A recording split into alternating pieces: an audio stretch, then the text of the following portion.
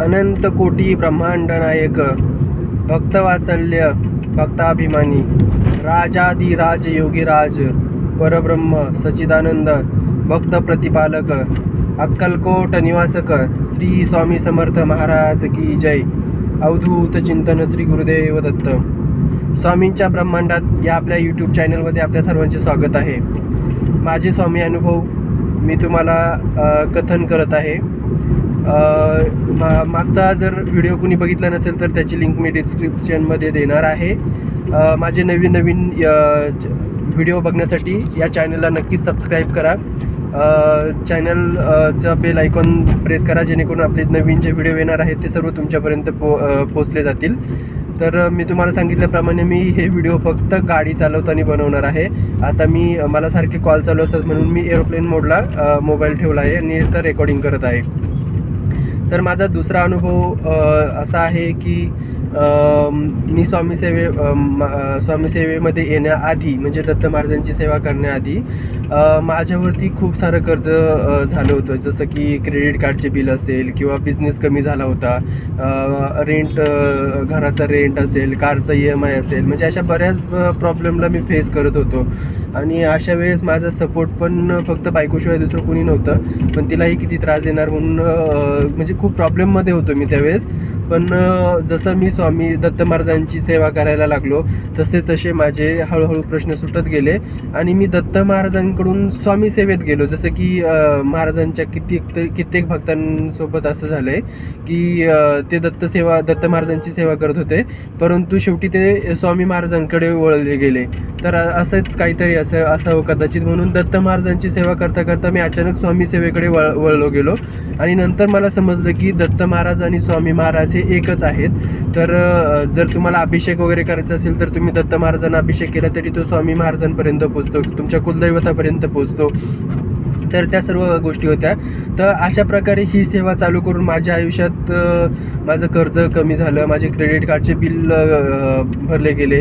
हे कसं झालं की माझा बिझनेस एकदम म्हणजे स्वामींच्या आणि दत्त महाराजांच्या आशीर्वादामुळे बिझनेस चांगला चालायला लागला, चांगले पैसे यायला लागले. माझं बिल वगैरे सगळं नील व्हायला लागलं. जवळजवळ 70-80 हजार रुपये मला फक्त महिन्याला देणं असतं. लाईट बिल असेल, घराचं रेंट असेल, कारचं EMI असेल, मुलांचे पगार असतील माझ्याकडे काम करणाऱ्या, लॅबचं मटेरियल असेल किंवा काय जे काय लॅबला पैसे देणं असेल दुसऱ्या लॅबचं. तर हे सर्व गोष्टी माझ्या वेळेत व्हायला लागल्या आणि शिवाय पुढच्या महिन्याची तयारी म्हणून माझ्या अकाउंटला अजून पैसे जमा राहू लागले.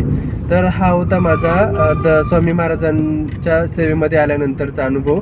तर आमच्या घरातल्या सगळ्यांचे आरोग्य वगैरे सगळं व्यवस्थित होतं. मागच्या 6 महिन्यापासून आम्ही लग्न झाल्यानंतर प्रेग्नेन्सीसाठी ट्राय करत होतो. 2-3 वेळा मिसकॅरेज झालं. तर ह्या नंतर स्वामी महाराजांना फक्त एक विनंती केली की महाराज, आम्हाला नवीन बाळासह तुमच्या दर्शनाला यायचं आहे अक्कलकोटला आणि त्यासाठी तुम्ही आम्हाला मदत करा. तर मग ह्या वेळेस आम्ही चेक केलं.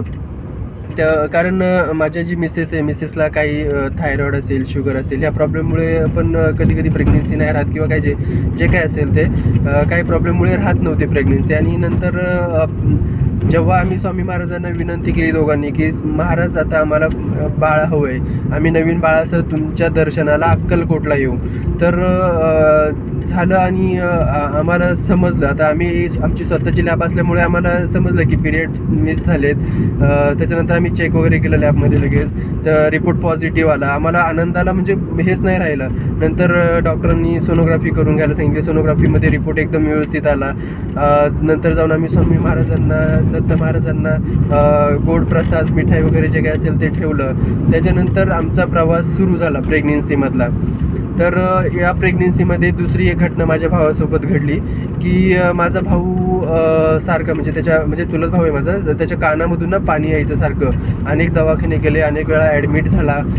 नंतर वेगवेगळ्या प्रकारचे उपचार घेतले, पण ते पाणी थांबायचं काही कमी होत नव्हतं. आणि त्याच्यामध्ये मग त्याचं डोकं दुखणे, बाकीच्या खूप सारे प्रॉब्लेम, म्हणजे एकामागे एक प्रॉब्लेम, हेल्दी प्रॉब्लेम सुरू झाले. आणि हेल्दी प्रॉब्लेम सुरू झाल्यानंतर त्याचा इकॉनॉमिकली पण प्रॉब्लेम सुरू झाला, जेणेकरून काय डॉक्टरकडे जायचं, मेडिसिन घ्यायचं, ह्या सगळ्या गोष्टीमध्ये त्याचं जो कमवत होता ते सगळे पैसे जायला लागले. तर त्याने मला एक कॉल केला ज्या दिवशी तो एका क्लिनिकमध्ये गेलता, मला त्यांनी कॉल करून मेसेज करून सांगितलं की म्हणे संजू मी हॉस्पिटलमध्ये आलो आहे आणि आता मला काय राहत नाही बोलला, कारण मी ह्या त्रासाला कंटाळलो आहे खूप. माझं सारखं कान दुखणे, डोकं दुखणे, पोट दुखणे, ह्या सर्व गोष्टी चालू आहेत. त्या कानातून पाणी यायचं बंद होत नाही. किती डॉक्टर केले मी, किती वेळा ॲडमिट झालो, ऑपरेशनही केले, पण त्या कानाचं प्रॉब्लेम त्याचा सॉल्व्ह झाला नाही. मी त्याला एकदा फक्त एवढंच विचारलं की तुला माझं एक गोष्ट ऐकायला जमेल का, मी तुला एक उपाय सांगतो, तू फक्त तेवढं कर. तो मला काय करायचं, त्याला म्हटलं येत्या गुरुवारपासून तू उपवास करायला सुरुवात कर स्वामी महाराजांच्या नावाने. स्वामींना सांग की महाराज माझ्या या उपवासाचं सर्व पुण्य मी तुमच्या चरणी अर्पण करतो आणि येत्या गुरुवारी उपवास चालू करून दत्त महाराजांची एक मूर्ती, स्वामी महाराजांची एक मूर्ती आपल्या घरी घेऊन ये. म्हणजे तो पुण्याला असतो ॲक्च्युली. तर आणि घरी आणल्यानंतर त्यांचा अभिषेक वगैरे कर, त्यांची पूजा कर, त्यांना साष्टांग दंडवत घाल आणि त्यांच्या पुढे तुझं गाराणं मांड की महाराज असा असा माझा प्रॉब्लेम आहे, तर मला याच्यामधून बाहेर काढा. तर झालंही तसंच. त्याने काही विचार न करता त्या दिवशी त्याच्याकडे पैसे नसतानाही त्याचं एक वर्ष आधी एका दुसऱ्या कंपनीकडून जॉब सुटला होता. त्यांनी आता जिथं आहे प्रेझेंट, त्याच्या आधी दुसऱ्या कंपनीमध्ये होता, तिथून पेमेंट वगैरे भेटलं नव्हतं. त्याच्याकडे मूर्ती वगैरे आणायला पैसे नव्हते. पण बराबर बुधवारी त्याच्याकडे त्या जुन्या कंपनीवाल्यांनी कॉल केला की तुमचे पेमेंट वगैरे आलेले, तुम्ही पेमेंट घेऊन जाऊ शकता येऊन. तर त्याला ते पेमेंट भेटलं. दुसऱ्या दिवशी खुश झाला. ते दत्त महाराजांची, स्वामी महाराजांची मूर्ती घेऊन आला, त्याचं पूजेचं जे साहित्य असेल ते घेऊन आला, अभिषेक केला. जवळच्या एका दत्त मंदिरामध्ये जाऊन पहिलं त्यांनी दर्शन घेतलं, घरी येऊन अभिषेक केला, महाराजांची पूजा वगैरे केली आणि तुम्ही विश्वास नाही करणार, 3 दिवसामध्ये त्याच्या कानातलं पाणी बंद झालं. आता त्यांनी म्हणजे मला मेसेज टाकले, कुणाला प्रूफ हवा असेल तर मला तुम्ही मेसेज करा, मी तुम्हाला व्हॉट्सअपला स्क्रीनशॉट वगैरे शेअर करू शकतो. त्याच्यानंतर तो एवढा खुश झाला. नंतर मग त्यांनी सांगितलं की अरे माझ्या लग्नाला आता 3 वर्ष वगैरे झाले, ठीक आहे, मुलं वगैरे नाही किंवा बाकीचे घरचे प्रॉब्लेम सांगतात वगैरे. त्यांना म्हटलं आता तू घाबरू नको, म्हटलं तू स्वामी सेवेमध्ये आला आहे आणि स्वामी सेवेमध्ये येणाऱ्याला कोणतीही अडचण नसतेच. स्वामी महाराज स्वतः ती अडचण आपल्यावर ओढून घेतात. तर त्याचं मी तो व्हिडिओ वेगळा बनवेल की काय प्रॉब्लेम होता, कसं झालं, पुढे काय झालं, त्या सगळ्या गोष्टी. पण स्वामी महाराजांचा हा एक अनुभव आम्हाला लगेचच्या लगेच तिथे भेटला. त्याच्यानंतर तो आजपर्यंत स्वामी सेवा करतोय, स्वामींच्या चरणांशीच लोळतोय. हा होता माझा तो अनुभव. त्याच्यानंतर अजून माझे बऱ्याच मी जेव्हा ही पोस्ट मी फेसबुकला पोस्ट केली, माझ्या नावाने तुम्हाला भेटेल कुठेतरी. तर फेसबुकला पोस्ट केल्यानंतर अनेक जणांनी मला प्रश्न विचारले, ते सेवा विचारल्या. बऱ्याच जणांनी मी सांगितलं, मार्गदर्शनही केलं, कशी सेवा करतो मी, कशी काय करतो वगैरे. बऱ्याच जणांना चांगले अनुभवही आले. माझे ओळखीतलेही बरेच जण स्वामी सेवेत आले. तर ह्या सगळ्या गोष्टी माझ्या आयुष्यात पॉझिटिव्ह घडायला लागल्या. आता झालं दुसरं की माझी मिसेस प्रेग्नेंट होती. त्याच्यामुळे माझं जे रुटीन होतं ते एकदम व्यवस्थित होऊन गेलं होतं. पण नंतर परत बिझनेस थोडाफार कमी व्हायला लागला होता. तर आम्ही जेव्हा 7व्या महिन्यामध्ये डॉक्टरकडे गेलो, तेव्हा डॉक्टरनी सांगितलं की पोटातलं बाळाचं म्हणजे बाळाच्या मम्मीच्या पोटातलं जे फ्लूइड असतं ते कमी व्हायला सुरुवात झाली आहे.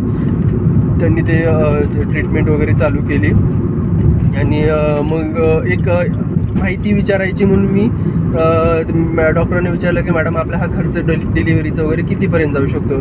तर त्या बोलल्या नॉर्मल डिलिव्हरी असेल तर 60,000 रुपये लागतील आणि जर सीझर करायचं असेल तर 1,20,000 तुमचा खर्च जाईल. मला खूप टेन्शन आलं, कारण एवढे पैसे मी कधी साचवलेच नव्हते जवळ. पण मला पूर्ण तयारी माझ्या जीवावर करायची होती, मला पूर्ण डिलिव्हरी माझ्याकडून करायची होती. त्याच्यामुळे मी घरी येऊन स्वामींना लगेच विनंती केली की स्वामी, डॉक्टरांनी 1,25,000 रुपयाचं 1,20,000 रुपयाचं बजेट सांगितलं आहे, 1,20,000 रुपयाचं तयारी ठेवायला सांगितली आहे. कारण नीचे प्रॉब्लेम शुगर वगैरे असल्यामुळे ते बोलले मोस्टली सीझरच होऊन जाईल, नॉर्मलसाठी आम्ही ट्राय करू, पण नाही झालं तर सीझर होईल, मग 1,20,000ची तयारी ठेवा. मी स्वामींना विनंती केली की स्वामी माझ्याकडे एवढे पैसे नाहीत आणि डॉक्टरनी 1,20,000 रुपये सांगितले, तर जे काय असेल मी तुमच्या चरणी अर्पण करतो, तुम्ही काय असेल ते बघून घ्या, माझा तुमच्यावर पूर्ण विश्वास आहे. तुम्ही विश्वास नाही करणार, डिलेव्हरीच्या आदल्या आठवड्यापर्यंत माझ्या अकाउंटला बिझनेसमुळे फक्त सेव्ह झालेले पैसे जे होते, म्हणजे सगळं खर्च वगैरे जाऊन 1,25,000 रुपये होते. 1,25,000 रुपये. आणि देवाची कृपेने माझी डिलेव्हरीचा खर्च झाला फक्त 61,000 रुपीज विथ मेडिसिन. ठीक आहे, ब्लड टेस्ट वगैरे तर मी माझ्याच लॅबमध्ये करत होतो, कारण माझी पॅथॉलॉजी लॅब आहे. आणि बाकी सोनोग्राफी वगैरे तर कमी खर्चामध्ये झाला, कारण आमचे टाईप वगैरे असतात डॉक्टरांसोबत किंवा जे काही असेल ते, तर तो खर्च माझा कमी झाला. पण जिथे आम्ही डिलिव्हरी केली 61,000मध्ये माझं पूर्ण डिलिव्हरी झाली. ठीक आहे. आता ह्या डिलिव्हरीच्या या प्रेग्नेन्सीच्या काळामध्ये काय काय घडलं आमच्यासोबत, स्वामी महाराजांनी आम्हाला कशी कृपा दाखवली, माझ्या बायकोनी स्वामींच्या सेवेवरती कसा विश्वास ठेवला, याचा व्हिडिओ मी लवकरच घेऊन येईल तुमच्यासाठी. आता मी हा व्हिडिओ इथेच थांबवतोय. तुम्हाला हा अनुभव कसा वाटला याचं कमेंट्समध्ये सांगा मला, आणि सबस्क्राईब करायला विसरू नका. तुम्ही जितकं सबस्क्राईब करणार तितकं मला व्हिडिओ बनवायला अजून बरं वाटेल. असे माझ्याकडे भरपूर सारे अनुभव आहेत, तर एक एक अनुभव मी शेअर करेल. व्हिडिओ जास्त मोठा होत आहे, तर मी आता हा अनुभव इथे संपवतो आणि भेटूया पुढच्या नवीन अनुभव घेऊन. सबस्क्राईब करायला विसरू नका. अनंत कोटी ब्रह्मांड नायक भक्त वात्सल्य भक्ताभिमानी राजाधिराज योगीराज परब्रह्म अक्कलकोट निवासक श्री स्वामी समर्थ महाराज की जय. अवधूत चिंतन श्री गुरुदेव दत्त. श्री स्वामी समर्थ.